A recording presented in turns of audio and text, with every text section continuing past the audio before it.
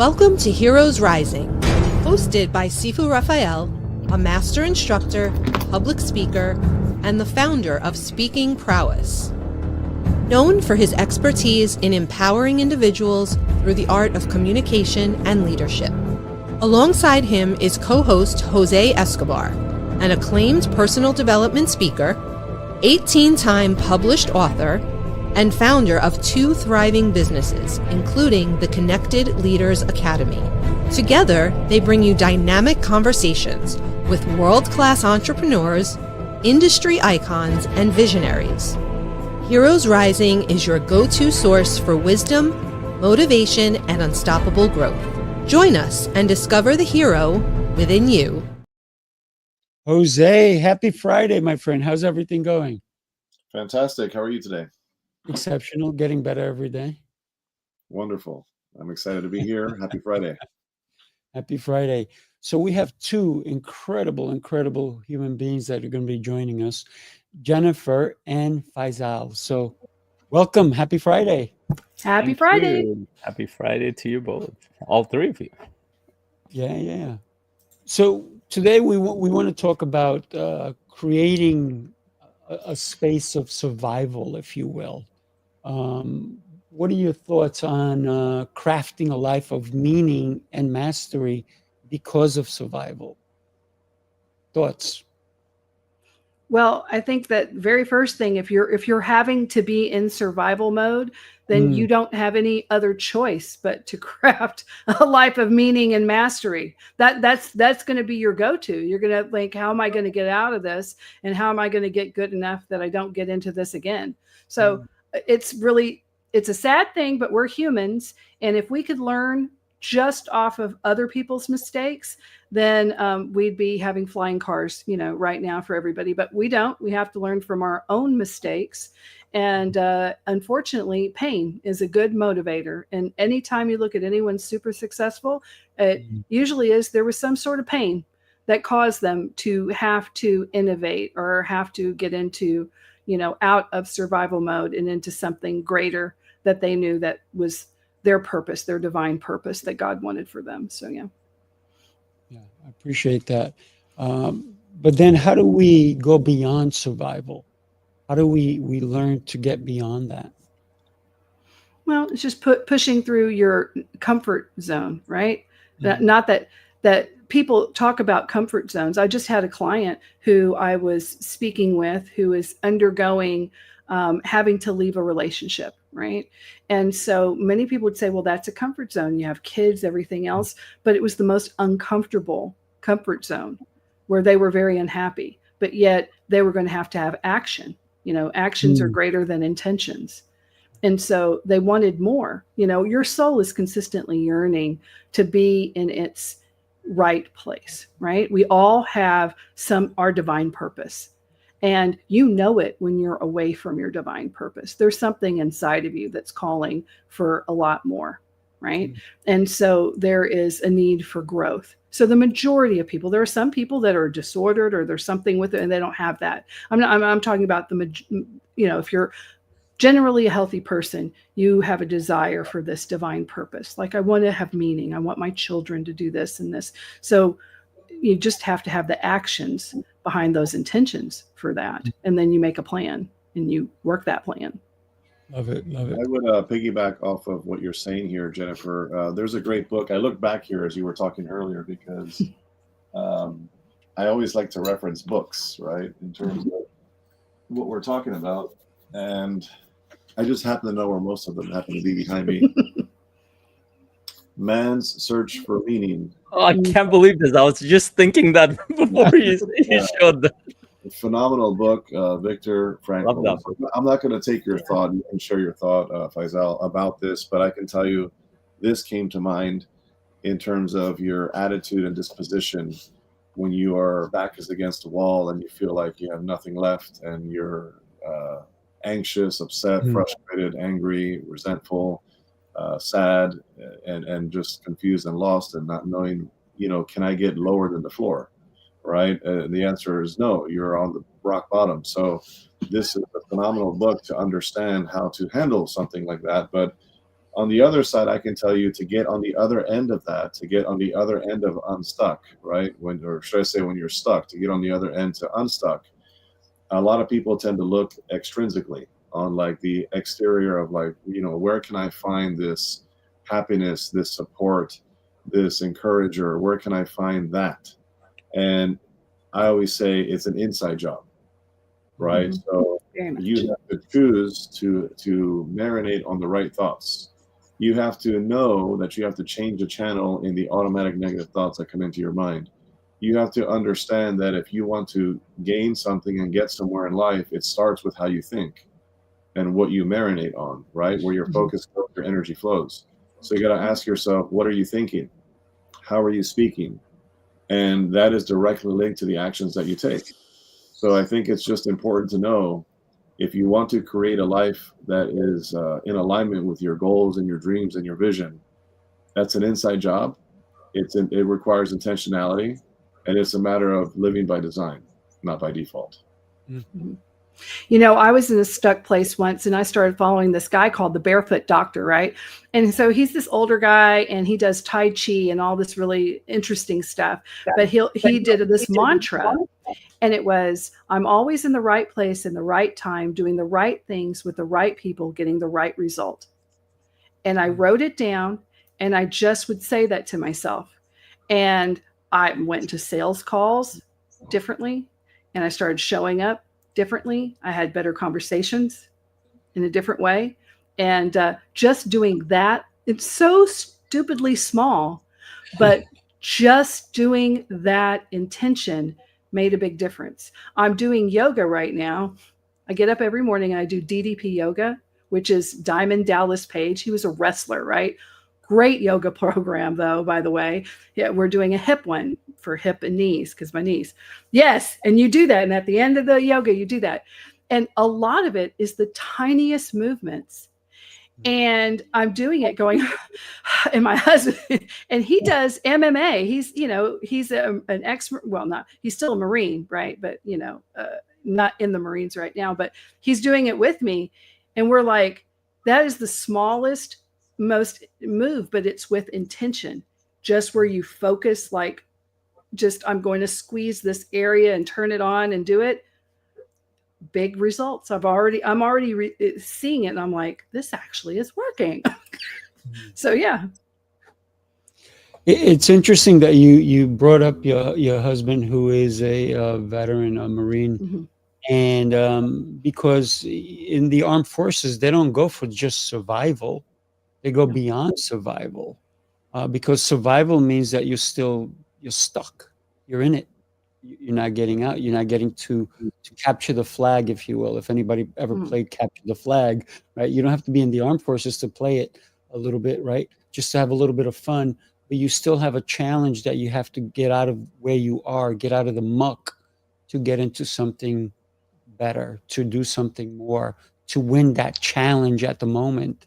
And so beyond survival, it's almost like somebody who's just rinse and repeat. They do the same nonsense every day, yet they want something more.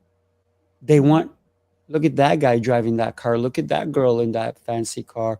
Look at that person in that house, yet they don't do anything about it. And they're living a life of lies, thinking that it's going to happen, but I'm not doing anything about it. The 11th commandment, Sifu Rafael, as I always say, I know.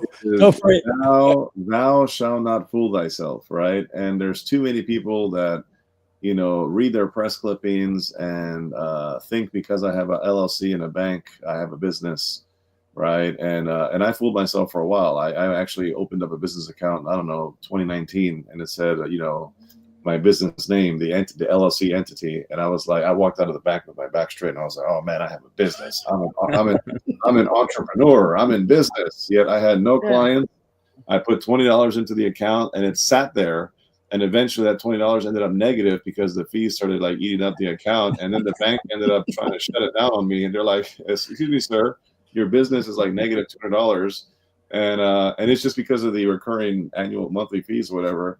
And so anyways, yeah, that's huge. But I'm very curious, Faisal, when I pulled out this book and you lit up like a kid looking at the Christmas tree in DC here. I'm curious, what is your thought on this in relation to our topic today and what we're referencing? Because I was going to go into it, but I said no. I'll let Faisal go into it. I'll share a story with this. So when you guys are having discussion around survival, it always takes me back to that story, because it started with my parents. My parents, in their early years of building their life, they were in a war-torn country. They were in Afghanistan. I was born there. And at the time, the Soviets were in that region, and they had their apparatus, which KGB had a version of it in Afghanistan. They were ruling the country at the time, and they were prosecuting a lot of people. My father had gone to jail for a month, for example, for random reasons. And basically, there was no rule of law. Anybody they wanted to prosecute, they would do it. But after a while, my parents realized that they needed to get out of there because they're not going to survive there. And my dad went across the border, and then my mom, my sisters, myself, and my younger brother, we went illegally across the border to the neighboring country, Pakistan. We lived there illegally for a while. My parents had to find a way to uproot themselves just with their clothes on their back and do that. They were in survival. There was like, we're not talking like psychological survival. Yeah, that was an aspect of it, but that was physical survival for them and their family. But from what I remember in my childhood, there was still laughter, there was still love, there was still joy, there was still connection, even in the most dangerous of situations. The places we lived, most people can't even imagine on this side of the world, and we're grateful that we're in a place that's much safer for our families now here.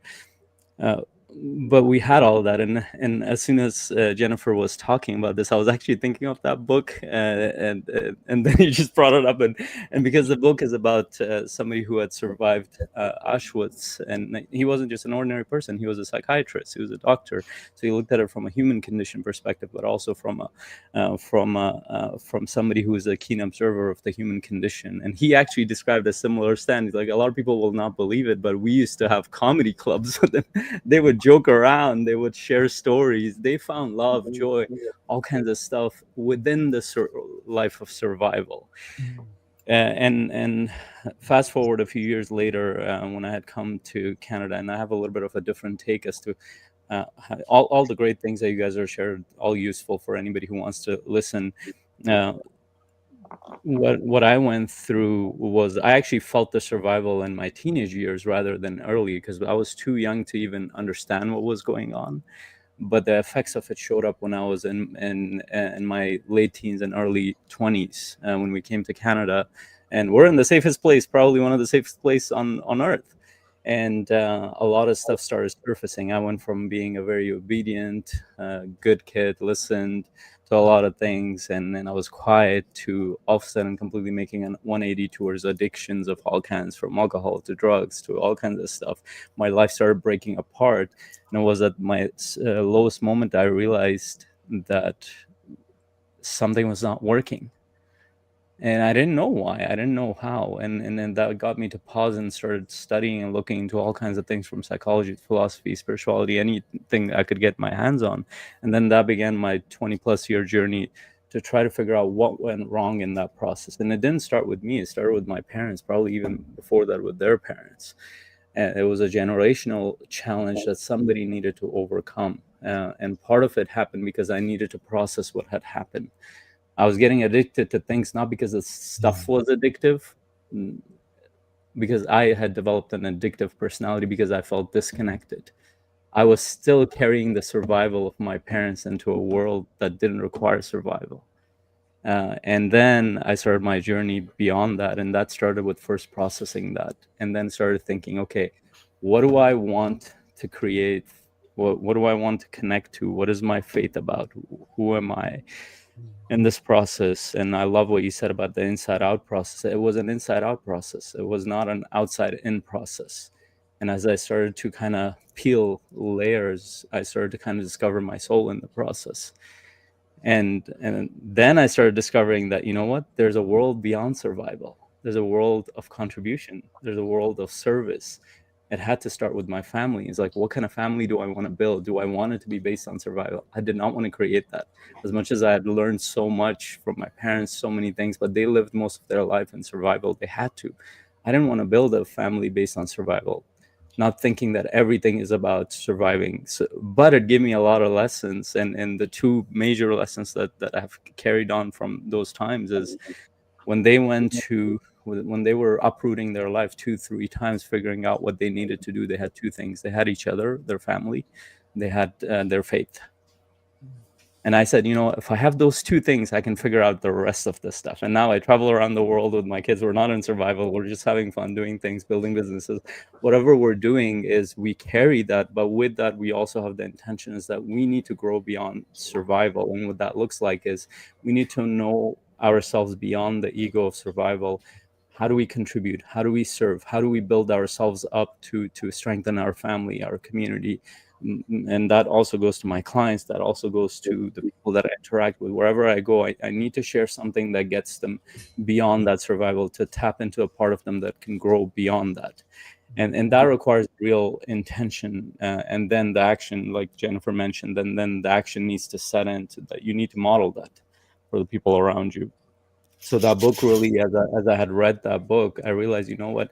If he can do it, if my parents can do it, we can definitely do a lot more on this path, no matter what the struggle is.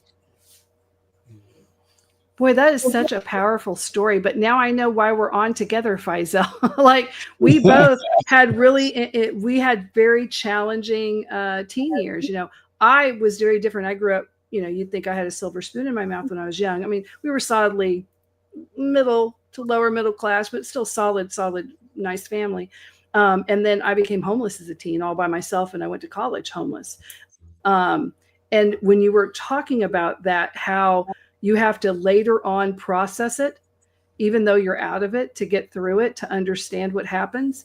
That's true of so many people, that we will just take trauma and we'll be like, you got to get over it, right? And you will get over it. This too shall pass. It does, but at some point you have to deal with that and understand the lessons of that so you can appreciate it. There's a good book.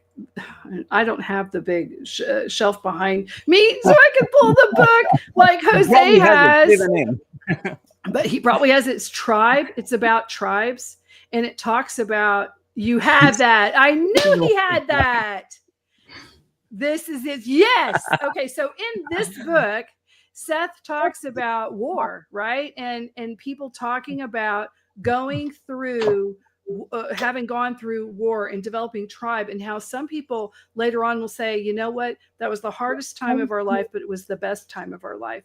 Because during that time, when you're so close to people trying to get food and shelter, the jokes are funnier because they have more weight, because this might be the last time you get to have a joke that day. There was just so much meaning. And it talks about how the rest of the world kind of strips away us from our tribe and that sort of focus together. So it was interesting that you had went through that in so many different ways, in such different geographic places too. Yeah. Because you will get through it. A lot of people don't think they will, but whatever you're struggling with right now, if you're listening, you will get through it. But there is always a lesson for you, because you just need to remember that life is not happening to you. Life is happening for you. And you have a tremendous amount of agency in your life, in the choices that you make and how you can get through that and what you do, even when you mess up really, really bad, even if it's your fault. Right? Embrace the idea of thinking, what if this was all my fault? I can tell you that when you ask yourself that question and you say, well, maybe it's mostly my fault. Well, if it's my fault, then I can change it. When that light bulb goes off in your head, the sky is the limit for what you'll be able to accomplish. Because I'm going to tell you that even though I was a kid, there were things that were my fault. And even the ones that weren't, if you can get rid of whatever resentment or, because I had hatred, why am I like this?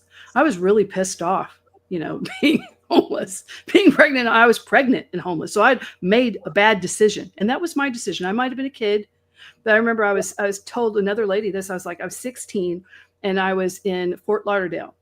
And I hadn't eaten in several days. So I was pregnant 16-year-old. And it was probably like 2 or 3 days. I was like mad, very, not all that conscious, getting real dizzy. And it's hot in Florida.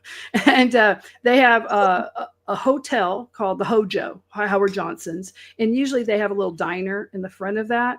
And I was sitting there, and it's got, the window so people could sit there and eat their breakfast or their whatever and look out over A1A, which is the beach, is right there.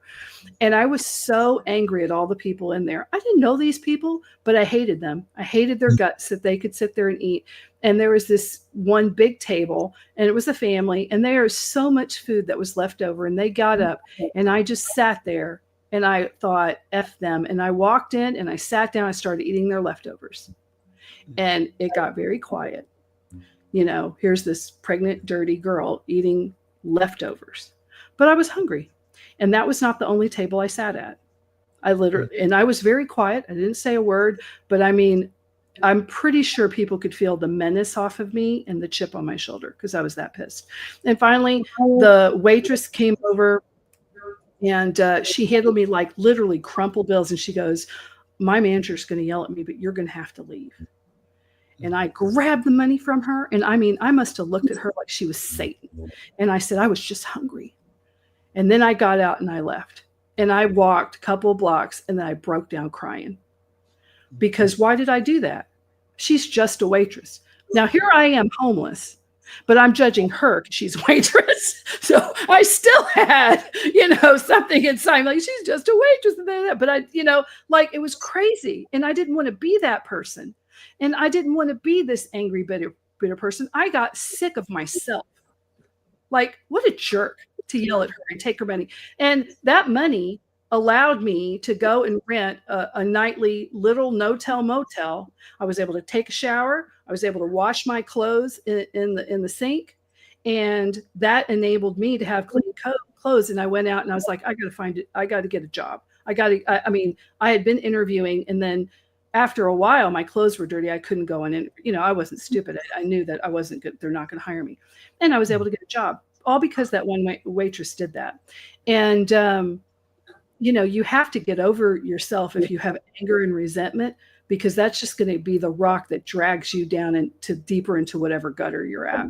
Got to get over it, And I got to say, she was not just a waitress. She's somebody who saw you. Oh, no. What I'm saying is that was stupid of me for saying she's just a waitress. And here I am homeless, trying to judge someone who was helping me. That is how far my mentality had fallen. Mm-hmm. Because guess what? I've been a waitress. That is a great job. It's a great career. But at the time, it was about how messed up my thinking was. Mm-hmm. That's why I said it like that. Yeah, because that's a full career. There are people who make great money being service workers everywhere. But I'm just telling you, like, at that moment, I was just so messed up, and I made myself sick because there's a part of me that knew that this isn't me. This isn't who I want to be, and I didn't know much. I was dumb and 16 and pregnant, but I knew enough that I knew that that wasn't me, that this was not. I was lucky enough to have a good family when I was very young, and I did go to Catholic school, and I am, very religious, I'm Orthodox Christian now because I married into it. But, I think that once you feel God in your life, when you get away from him, you know it very clearly. And I felt it very clearly that I was away from him in that moment. And that's why I cried, because that's how you're supposed to treat people who are helping you at all.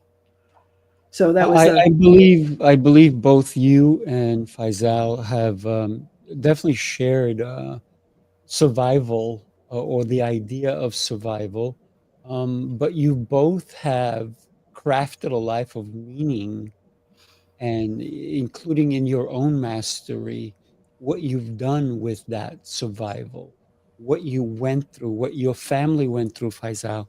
To understand that you now don't have to be in that survival mode. And I'm sure, Jennifer, you're not in that survival mode now. You've gone beyond it, and you've crafted a life because you don't want to be in that position anymore. So if we can turn it around and start talking about the beyond survival, right? The life after that. What have we done, and how are we helping other people who may currently be going through that time in their life, that moment that they seem like they're in the storm, but they don't see a way out? I can quickly say I don't have anything as powerful as Faisal and Jennifer in terms of the impact of what they went through. I went through some things, right, but not necessarily on those levels. And it's interesting because, you know, when we think our challenges are tough and the things we're going through, we feel like we're at our own version of rock bottom, right?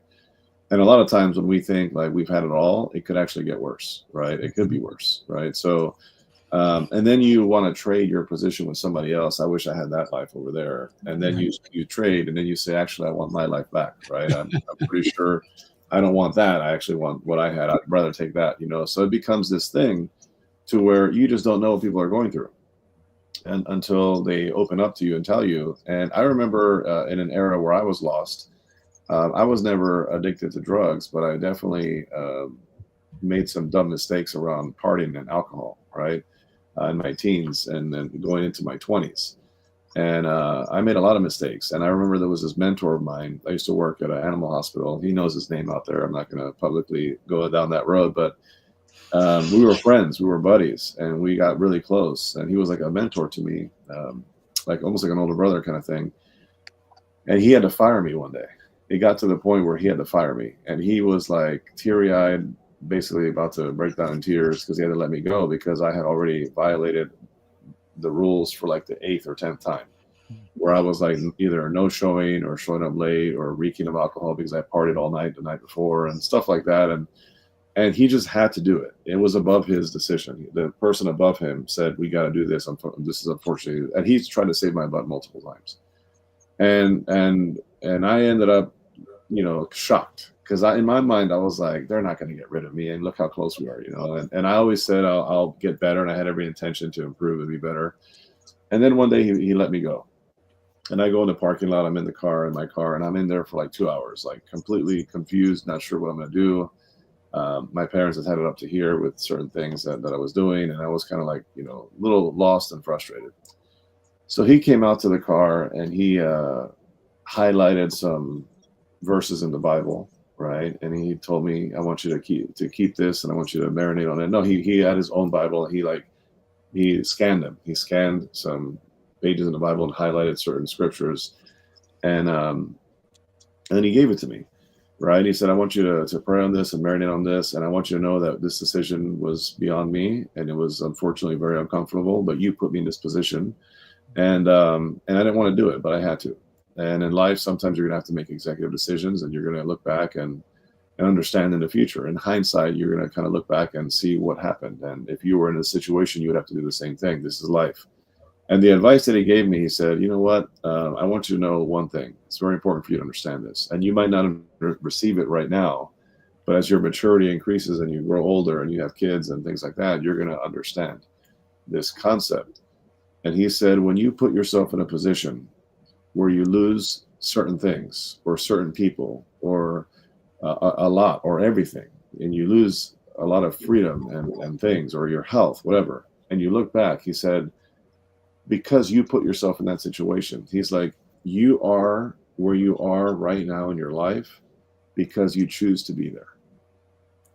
He said, and that was a bitter pill to swallow for me. He said, this situation of you being in the car where you are right now, you are here because you chose to be here right now.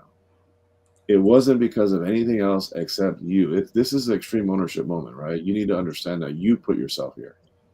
And the only way to get out of this hole, the energy and effort that it took you to put yourself in this hole, it's going to take you 2 to 3 to 10 times the amount of effort to get yourself out of it. And he says, but this is the good news. The good news is you have what it takes.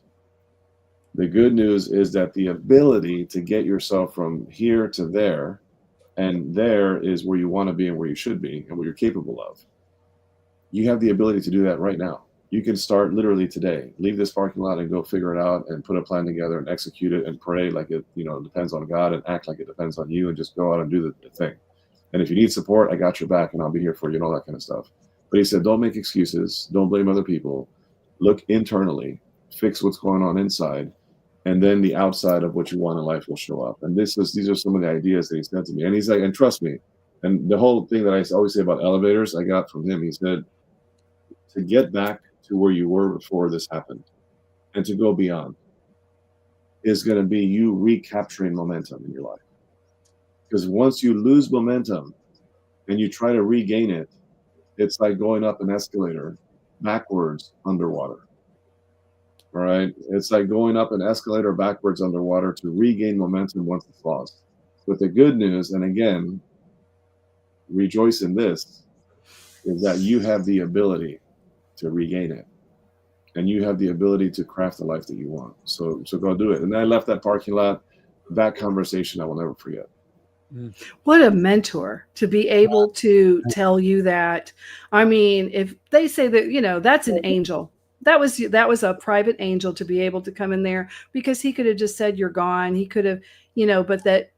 And you could have been at the point that you would not have received it. You could have been mean to him. He could have thought, this guy's not going to listen. He's just going to yell. But the idea that he said, no, I've got to do this because he needs to hear this, and I'm going to try. That's a real good person that was put in your path. That was really good. Just so you know, I think that, Jose keeps pulling out books and pulling out books. I'm going to have to do the same because I think Jose became a librarian as well. Oh, that's his book right there, right? So when you think about when you mention a book, Jose either has read it or he has it on his list to read. And when that's one of the things that he decided to start doing with the greatest advice that he ever got, the conversation that will always be with him, because he did the thing that most people are afraid of doing. That thing which is going to be 10 times harder to do than falling into the ditch is easy. You just fall. Getting out of it, that's the hard part. So one of the ways that he did it is through replenishing his mind with the positive thoughts and the ideas and the concepts, and with the reading. That's why I said he's like a librarian, because he doesn't just have the books, he knows where they are. Right? Do you ever go to a librarian and you go, where's this book? They have to go through their whole thing, because obviously there's thousands of books, right? But they have to go and they have to look at the index and they have to go, it's over here, it's over there. But Jose just goes, click, here's this one, is that one? Because he's done the work necessary to go beyond just surviving, because he wasn't surviving, he was actually drowning. yeah. And surviving became, maybe I'm saying the wrong thing, Jose, you can correct me. Surviving started when he pulled away from that parking lot. When he realized that, I was just given a gift. Let me not throw it away. And yes, I've had a tumultuous upbringing. I've been homeless, but I'm not here to tell you about my story. I'm just here about helping anyone who needs to understand that where you are now is not where you have to remain. Yeah, there's something that's coming to mind as everybody's sharing. Every time I share my story, I get a response exactly like Jose shares. Like, my story is not as crazy as yours. Actually, everybody's story is very powerful because our stories are relative to our experience. And I work with people all over the world from all kinds of contexts, different backgrounds, different cultures.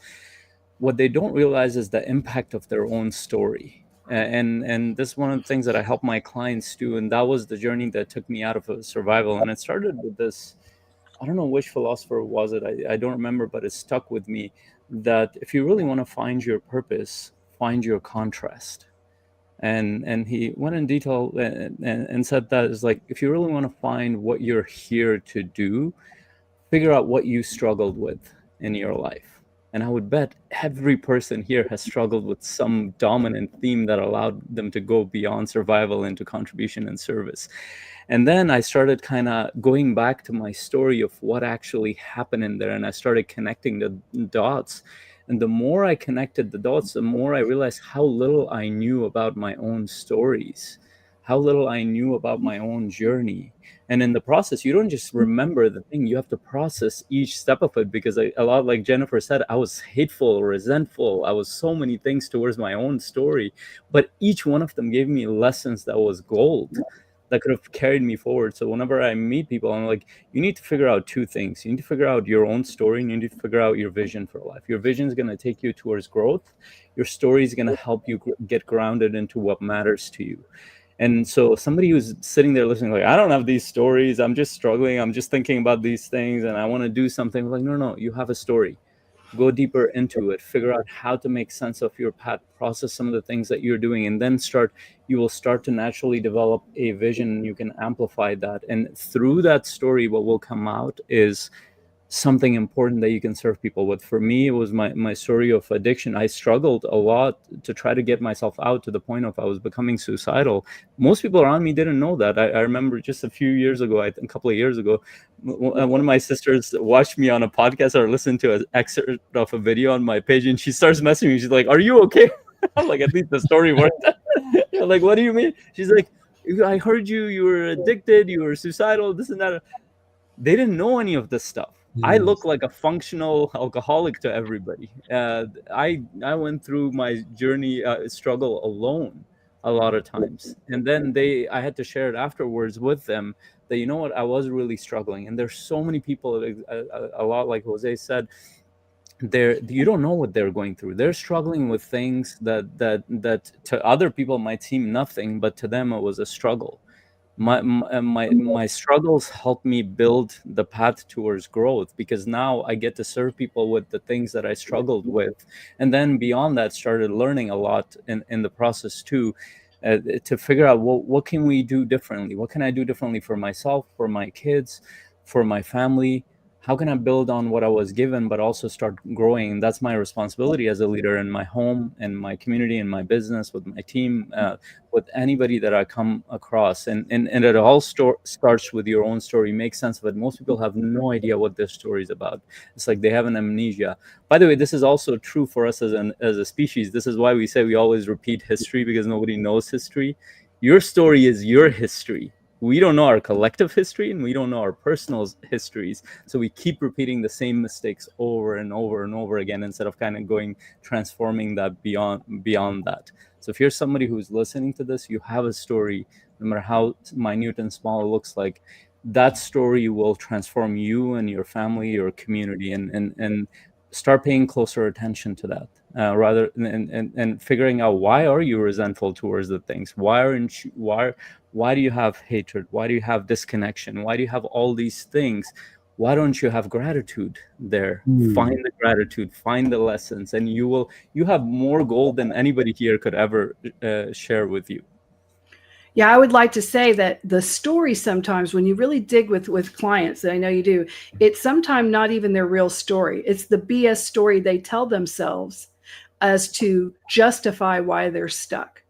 And when you start to probe it, you have to have radical honesty and acceptance to say, wow, look at how I've spun this, my story. I was with a cheater husband, and he did this, and he abused me, and blah, blah, blah, blah, blah. And it's this victim story that negates all the choices that someone made to get in it. Now, does someone deserve to be abused? No, absolutely not.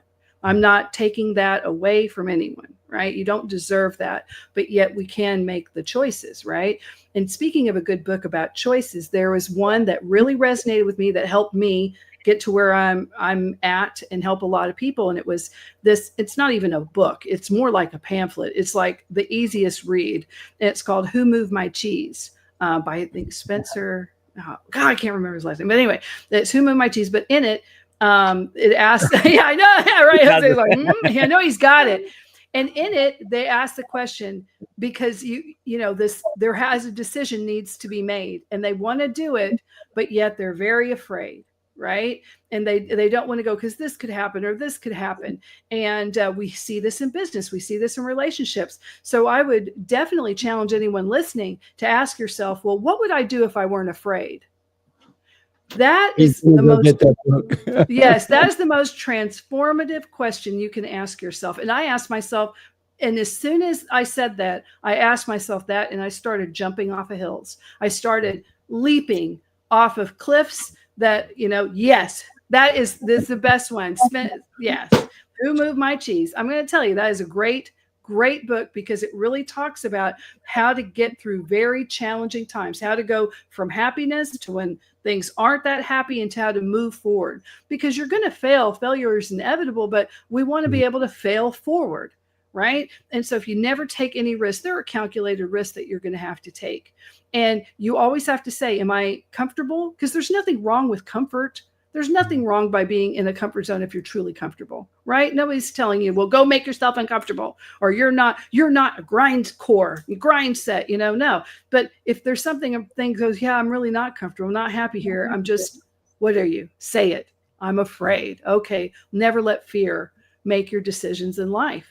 I've had many, many times where I could have let fear do that.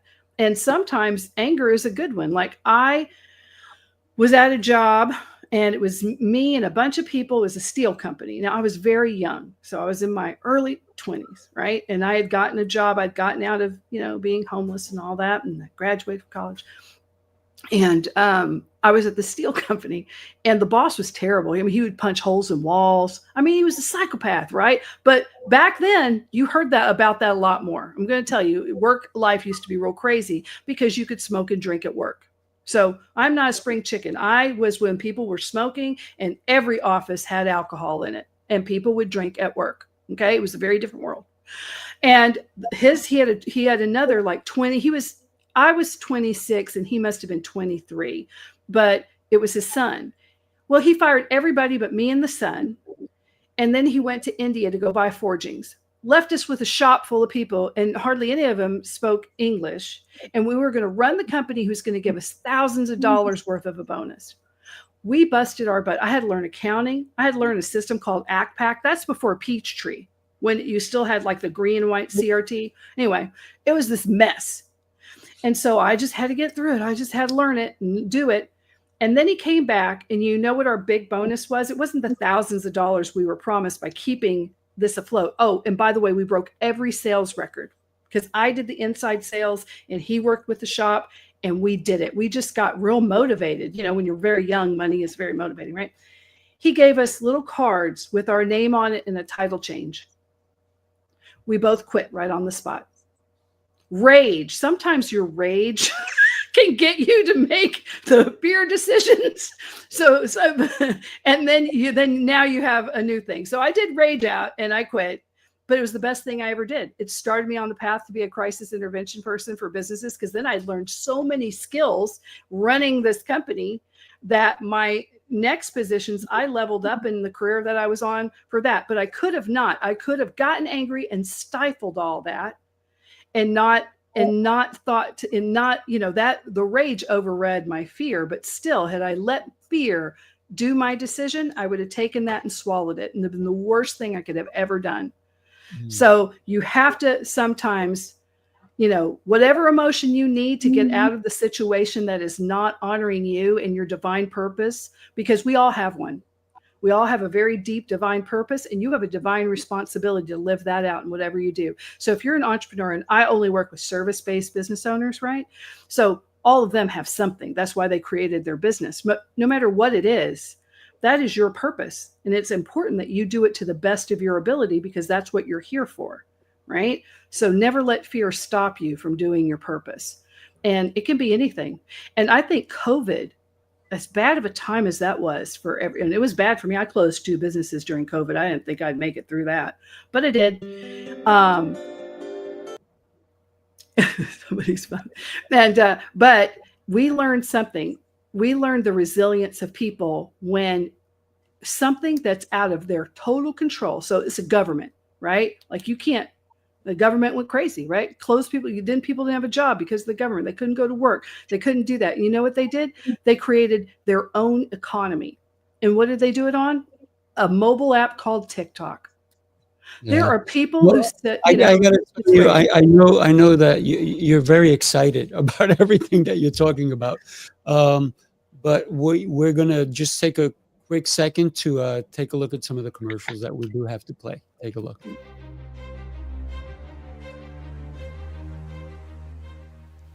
Hi, my name is Jose Escobar, and I'm the founder and CEO of the Connected Leaders Academy. We're a growing tribe, a community of entrepreneurs all over the world, globally, all across the country, high performers, titans of industry. If you're an entrepreneur and you're looking to grow personally and professionally, scale your influence, develop your skill sets, move the needle in your business, more clients, more money, more profit, the bottom line, and of course, grow your circle and your network like never before, this is where you want to be. Join the Connected Leaders Academy today. We are scaling massively. We want to welcome you in. Check me out on Instagram and on Facebook, the @ JAESCO25. We look forward to having you join us. Take care. You followed the rules, tried the restrictions, counted the carbs, the steps, and the failures. You're not lazy, you're exhausted from doing it all without real change. What if the problem isn't you, but the plan? Sifu's Mind-Body Method is a 90-day transformation built on 7 unshakable pillars: mindset, movement, nutrition, hydration, fasting, journaling, and faith. This isn't another shortcut. It's your structure, your strength, your reset. You don't need harder, you need better. Ready to begin? Start today.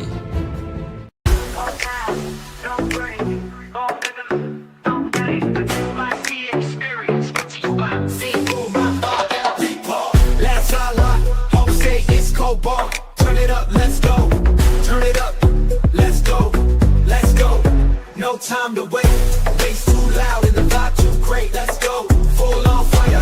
Every move hit like a live wire. Let's go, stepping bold. No fear here, just hard to go. Let's go, lights on blast. We don't hold back, we move fast. Hit the flow, we don't miss. Whole room lit like a first kiss. No cap, no stress, no chill. Just truth, emotion, and will. This is how we speak in steps, no script, just step. Every beat we turn it up and leave that silence in the dust. Let's go, no time to wait. Bass too loud and the vibe too great. Let's go, full on fire. I have to say, Jose, when you went and looked for that book, Who Took My Cheese or Who Ate My Cheese or whatever, what's the name of the book? Oh, you're muted. Okay.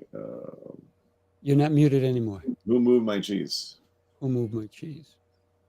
But what book? Okay, let's play a game here. I'm just kidding. What book can Jose not find? Well, speaking of I'm books, excited. the stories that we've heard today are just very inspiring, Incredible, very very thought provoking, and they have messages woven into.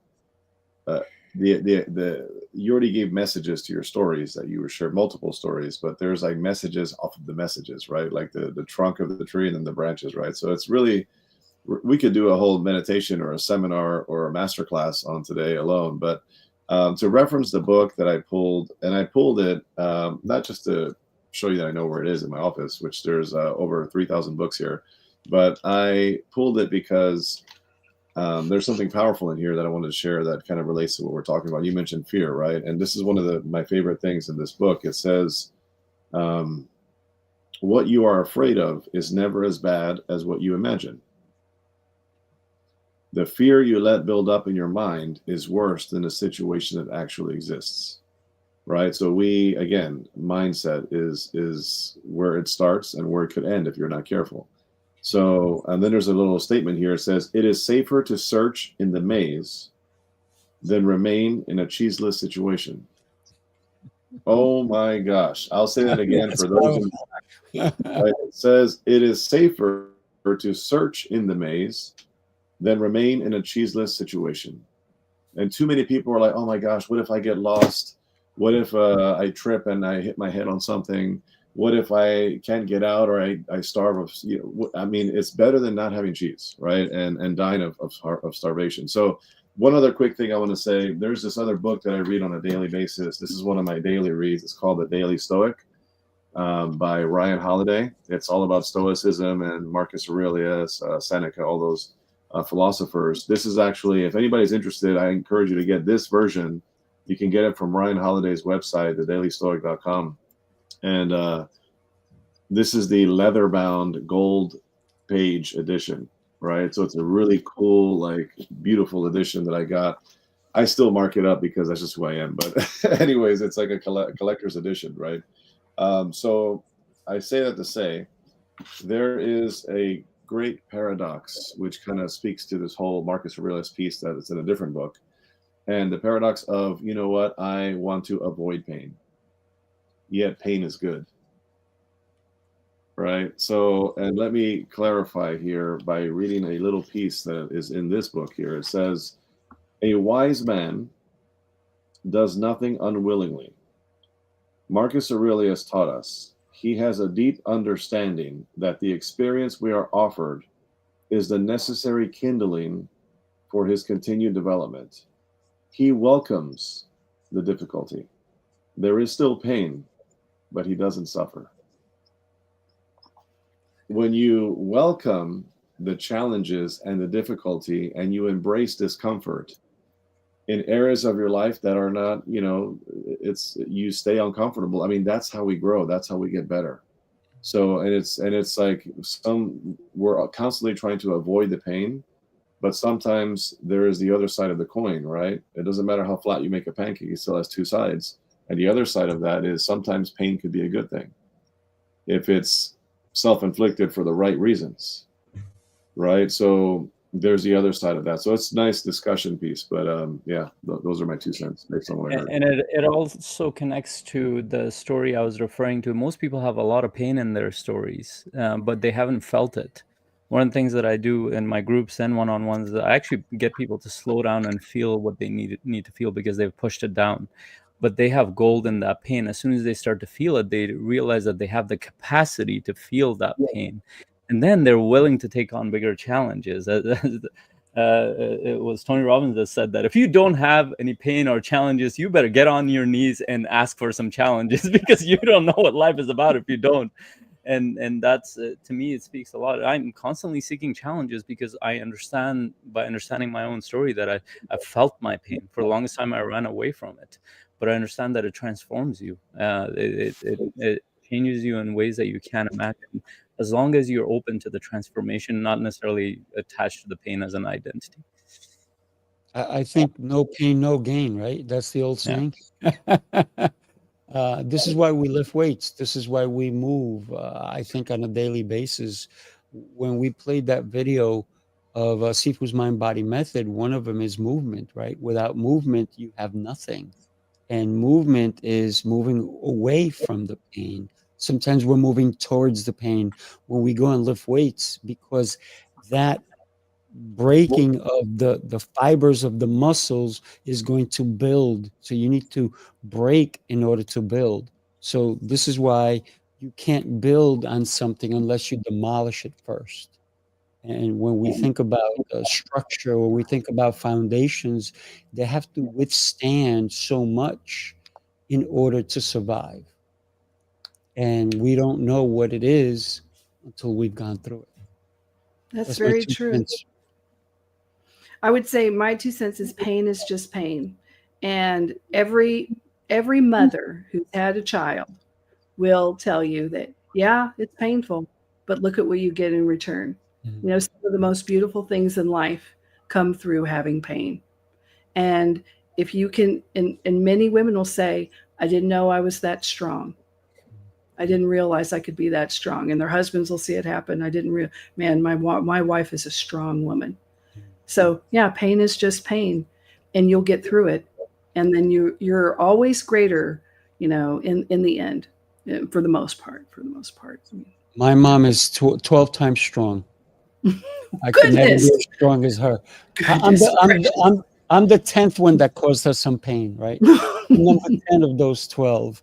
And when you think about it, and this is why I always, especially when I'm teaching youngsters and little girls, and they're like, he's stronger than me. I'm like, no, you have girl power. You have something that a man will never have, something that we may not even experience. You have. So I try to empower. It's not me empowering them, but showing them how they are strong and they're worthy, and they should never count themselves out and ever say that they're weak. Right? Yeah. Jose has how many daughters? 4? 3? 3? 4, because 7 is the lucky number. I'm just saying that out loud, Jose, and hopefully Katie listens. Say, wait a minute, am I pregnant? But so he's got 3 beautiful daughters, and they are so yet beautiful, but beautifully different. And he can tell you that because I've met them, and each one carries their own different strength. And so do his sons, right? He's got 3 sons, so he's got an even split. So somebody has to come in there and break it up, Jose. Just saying. And when you think about carrying yourself through life, you have to find that inner strength that no one else can do for you. You have to carry it yourself. That's where the true survival comes in, because nobody can survive for you. You have to do it yourself. Yeah, there's no what is that saying? There's no elevator to the top. You have to take the stairs. So you just got to do it. I remember when my aunt died, her granddaughter came up and was telling a story. My aunt was a very strong woman, had 8 children. And her granddaughter said, when I had MS, I waited to call grandma because I had 2 toddlers. And she was always so hardcore. And so I waited to call her, and I said, I've been diagnosed. I have multiple sclerosis. And my aunt, who's my godmother, she goes, well, you can't go to pot. You got those husband and kids you got to take care of. And when she said that, she goes, and at that time, I knew there was a reason I waited to tell her, because that's what I needed to hear. I can't go to pot. I've got these kids and I've got this husband, and that's what I'm doing. And I'm doing okay. And she's still doing okay. So yeah. Yeah. So I have 3. I'm going to let one last. You can finish, but then afterwards we're going to finish the show. So I'm going to give everybody 45 seconds. So go ahead, Faisal. Thank you. Yeah, I was just gonna say I have 3, but since Jose has 6, that gets me inspired. We were thinking about 4th. Now it's for certain. You got to catch up to Jose. I got to catch up to Jose here.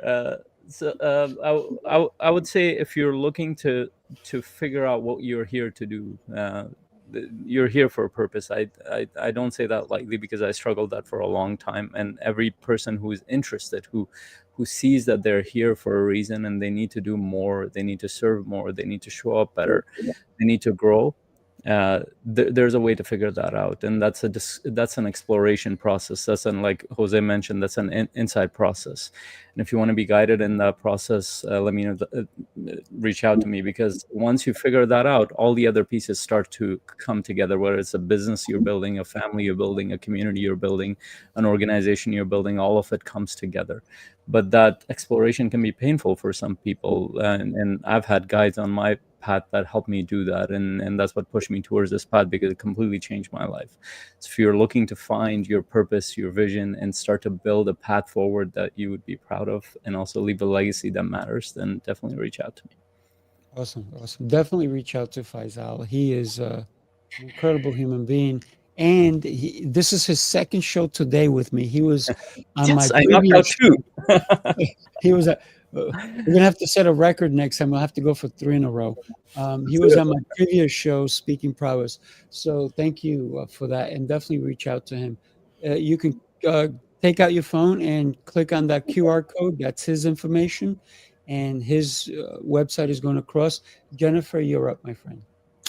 Well, if you are a service-based business owner and you're stuck in the same way, I work with a lot of doctors and clinics, florists, roofers, plumbers, you name it, service-based, then I help people get to the next side. But what I love doing are my challenge calls. So I do a 15-minute challenge call where somebody calls me and they say, this is what I want to do. It's not a sales call. I don't pitch you at all. And I guarantee that I'll give you $10,000 worth of value. I'll give you at least a start of a plan where you can get to the other side. And I love doing that. It's my jam. It's what I was meant to do. And I'm always excited to do it. And so just go to superclinicproject.com and click on my picture. And I've got a lot of free stuff too. I've got a free school with a lot of things and worksheets on it, you name it. Awesome. Definitely reach out to Jennifer. She's an extraordinary human being. And now we go to my co-host, Jose. Jose. Thank you, Sifu. I have your website up, and then also your CLA Connect Leaders Academy up there as well. Cool. So first of all, thank you, Sifu. Always a pleasure co-hosting with you. Faisal, you're brilliant. Jennifer, you're amazing. Thank you both for your insights. I took away a lot today. I'm always learning, and today I learned quite a bit. So thank you for sharing. In terms of myself, I'm the CEO and founder of Connected Leaders Academy. If you're a business owner, entrepreneur, looking to get on more podcasts, more stages as a speaker, get some leads, referrals, collaborators, referral partners, JV ventures, more clients, reach out to me, check out the website. You can schedule a virtual coffee with me. As of today, we have 550 members in 49 states and 35 countries, growing every day, with amazing people like Sifu, Rafael, and Jennifer, who's right here in front of us. So we would love to connect with you. Just check me out, www.connectedleadersacademy.com. Thank you. You can even click on the QR code on top if you like. I am Sifu Rafael. What can I say? I just love helping people. One of the things that inspires me is people's stories. Why do they do what they do? And so for me is I help people reset, restore, and rise, whether that's through their health, their communication, or the way they show up in leadership. It's about adding more to who you are as a person. So it's about giving you the clarity and the proven systems that fuel your purpose without burning you out, because most people do burn out, and they realize that when they're already in the burnout state. Let's not get there. Let's do it beforehand. So I'm here to serve you by helping you unlock the discipline, energy, and mindset that already lives inside of you, so you can show up stronger for your family, your mission, and most importantly, yourself. So that's who I am. Do me a favor, share the show with everyone, because this show had so many golden nuggets and even silver ones and platinum ones that you need to share with people. So share it. And if you watch this on the replay, hit hashtag replay. Tell us what you thought, because your opinion matters. Not just to us, but to your family. Don't forget them too. So thank you, everybody. Have yourself an exceptional rest of the day. And for those of you who want to hang out on the panel, once we say goodbye to everybody, we can chat quickly. All right. Have a beautiful rest of your day, everybody. Take care. Thank you all. Great to see everyone.